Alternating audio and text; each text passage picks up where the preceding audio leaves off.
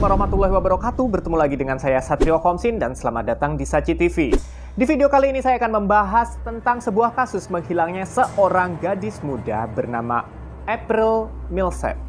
Aku nyebutnya April aja ke depannya ya supaya gampang gitu. Soalnya ini kan lidahnya suka makan sambal, bukan makan spaghetti, bukan makan burger ya. Kita langsung simak aja. Kita simak dulu latar belakang dari April.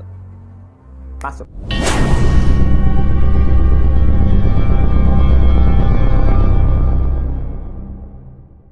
Jadi April Millsap ini adalah seorang gadis muda berusia 14 tahun yang tinggal di Armada, Michigan. Jadi Armada ini adalah jaraknya itu 35 mil dari Detroit. April ini tinggal bersama ibunya Jennifer dan ayahnya bernama David. Nah ternyata David ini adalah ayah tirinya ya, jadi bukan ayah kandung. Nah bagaimana April ini menghilang? Kita ikuti aja di segmen kedua, langsung kita masuk kronologinya seperti apa. Masuk!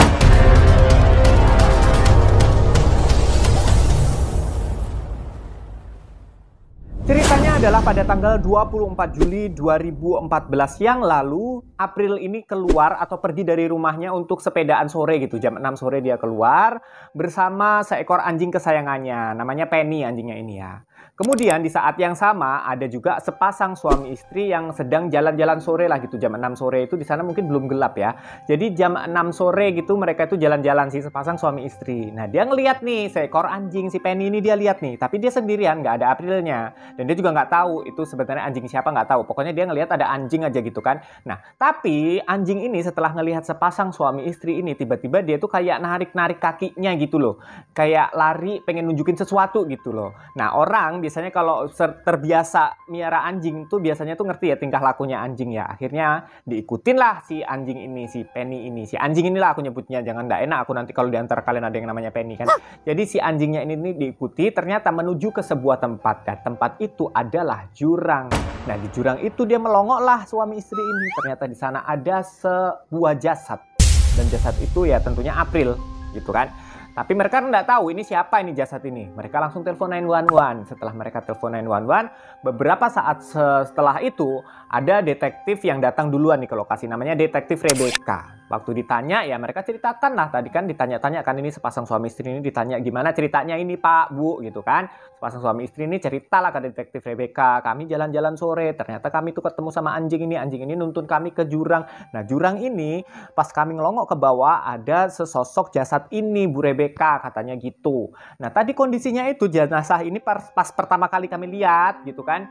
Itu tuh bajunya tuh dirobek tuh kayak gitu tuh dirobek. Karena emang bajunya si jasad ini tuh terrobek. Terus kemudian celananya itu juga kayak dipelorotin gitu sama celana dalamnya tuh sampai ke pergelangan kaki. Jadi dipelorotin gitu. Terkesan kayak abis dilecehkan gitu ya. Mohon maaf nih. Nah kemudian langsung lah. Beberapa saat setelah itu polisi datang lah kan. Tadi kan telepon 911 tuh sepasang suami istri tadi kan. Polisi datang, dia meriksa, dia olah TKP situ. Tapi ini siapa ini? Gadis ini kan nggak ada yang tahu. Nah barulah tahu setelah Jennifer, ibunya April ini datang ke lokasi juga. Dia bilang anak saya hilang Pak. Anak saya namanya April tadi pergi jam 6 sore. Tapi setelah 1 jam lebih nggak pulang-pulang. Nggak tahu biasanya dia tuh pulangnya itu cepet Pak. Nggak selama ini gitu kata dia. Nah ini bukan Bu. Ditunjukkanlah si jenazah ini. Oh ya betul Pak ini anak saya. Sedih itu kan si Jennifer. Akhirnya jasad ini pun diautopsi. Kira-kira apa sih penyebab kematiannya? Karena kan dari kondisi jasadnya seperti habis dilecehkan kan. Bajunya dirobek, celananya dipelorotin sampai ke bawah gitu kan.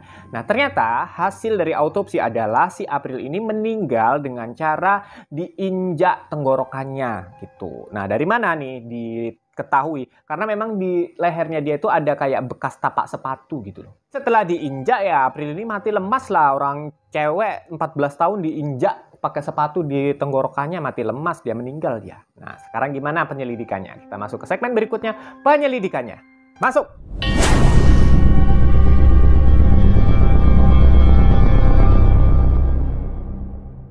Penyelidikan dimulai saat datangnya si Jennifer ini. Nah, si Jennifer ini datang sama si Austin. Siapa Austin? Sabar dulu ya, tahan ya.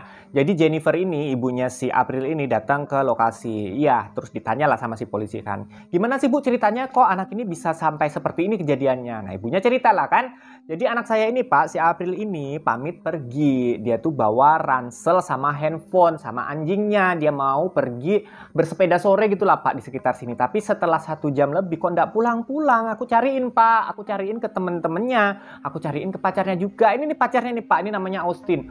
Oh kamu pacarnya nih, Austin? Ya. Terus kamu gimana? Di mana kamu waktu kejadian gitu? Soalnya si polisi ini ternyata mencurigai si Austin awalnya gitu kan. Terus Austin ngasih keterangan kan si polisi sama Pak polisi gitu kan. Saya waktu kejadian itu kayaknya saya lagi beli makanan Pak sama teman saya di kedai situ Pak gitu kan. Nah polisi nggak percaya kan, dicek CCTV-nya. Ternyata betul di CCTV kedai tempat dia beli makanan ada menampakkan rekaman sosok Austin sama seorang temannya dia, bener. Jadi dia nggak bohong. Kemudian waktu dites poligraf, tes kebohongan, nih Austin juga lulus nih. Jadi dia nggak bohong nih ternyata emang kan. Nah, akhirnya polisi mencari handphonenya si April. Karena kenapa? Karena si Austin bilang, "Pak, saya itu sebenarnya di jam-jam itu menerima sebuah pesan yang cukup aneh dan mencurigakan loh, Pak, menurut saya dari si April."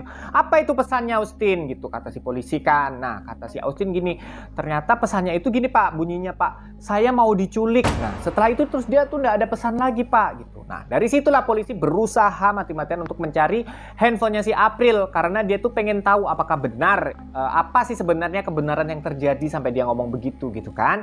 Dicarilah menggunakan anjing pelacak dan anjing itu ngendus-ngendus, bisalah akhirnya mencari dengan cara mencocokkan bau badannya si April si korban dengan bau yang ada yang nempel di handphonenya kan. Ketemu itu handphone, alhamdulillah ketemu, jaraknya tapi jauh 1 mil lah dari tempat jasad April ini ditemukan.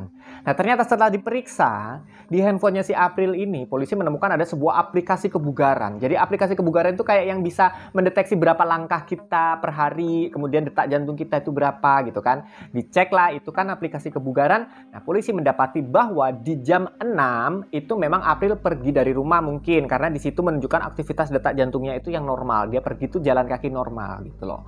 Tapi di jam 6:18 itu tuh seperti naik gitu, meningkat aktivitas detak jantungnya itu. Nah, di situ ada 15 menit yang sekiranya April itu mengalami kenaikan aktivitas detak jantung gitu ya. Kemungkinan di sini adalah April ini lagi deg-degan ya. April ini lagi deg-degan dan juga mungkin mengadakan perlawanan selama kurang lebihnya 15 menit sebelum akhirnya tewas gitu. Nah, setelah mendapati handphonenya ini, akhirnya polisi menentukan nih, menduga bahwa si April ini memang kayak dirampok atau kayak dilecehkan sama orang asing karena kan dia tuh nggak kenal gitu kan. Akhirnya mewawancarai beberapa saksi yang kebetulan di jam-jam April menghilang itu ada di sepanjang jalan itu.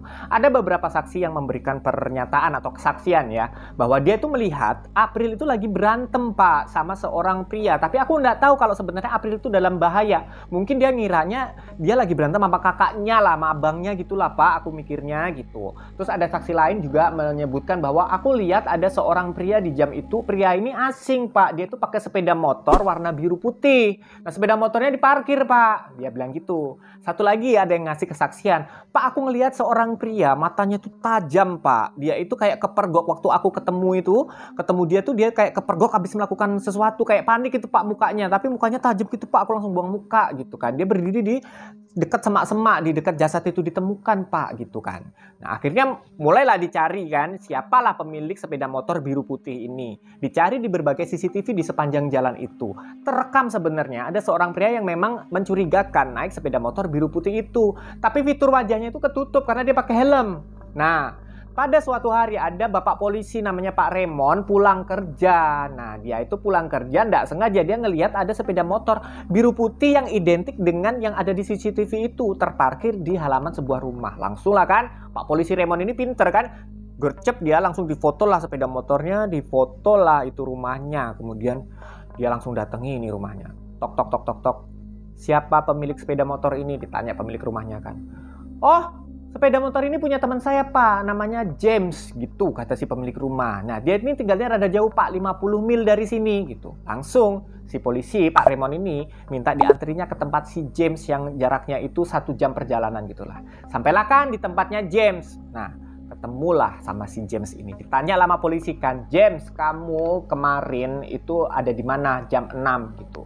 Oh saya ada di Armada Pak memang Pak gitu.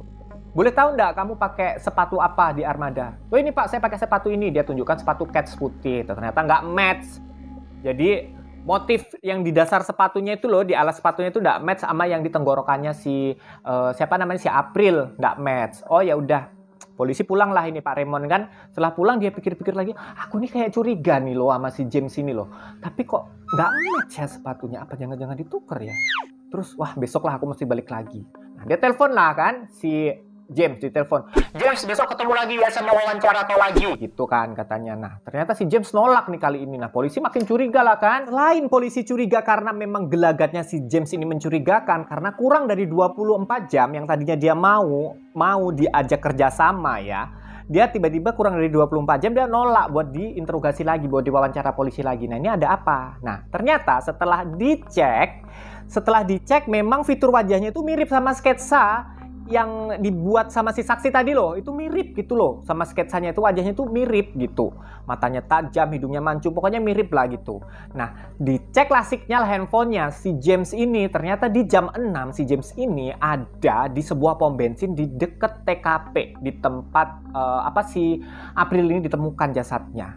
Nah dari situ detektif Rebecca bilang, oh kemungkinan Pak polisi Raymond ya, ini kemungkinan si James ini memang ada di pom bensin. Kemudian dia lihatlah si April ini mainan sepeda. Nah, karena dia itu emang sudah berhasrat gitulah ya, dilakukanlah tindak kejinya itu gitu. Akhirnya polisi pun merasa cukup ada alasan untuk menggeledah, merasa cukup ada bukti untuk menggeledah. Akhirnya digeledah lah itu rumahnya si James. Nggak ditemukan apa-apa terkait dengan peristiwa kematiannya si April, tapi malah polisi nemukan ada ganjui di sana.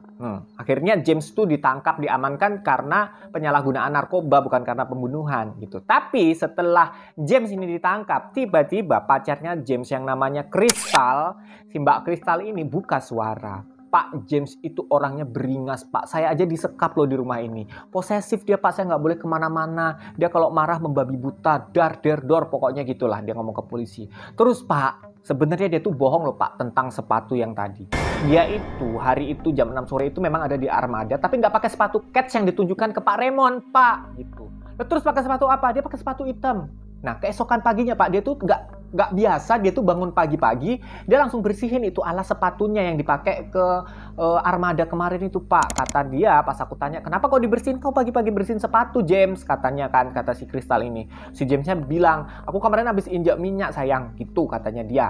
Nah dari situ langsung lah si James ini didakwa, udah kebukti karena ternyata memang sepatu yang dia bilang itu ada dan motifnya itu sama yang ada di jasadnya si April. Nah, akhirnya si James pun diadili dan langsung didakwa dengan kasus pembunuhan tingkat pertama. Jadi hukumannya itu adalah seumur hidup tanpa adanya kemungkinan pembebasan bersyarat.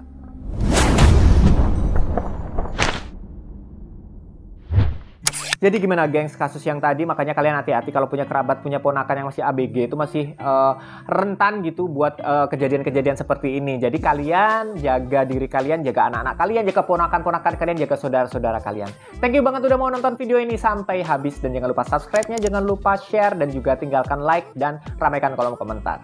Sampai ketemu di video berikutnya. Assalamualaikum warahmatullahi wabarakatuh. Salam semakin viral.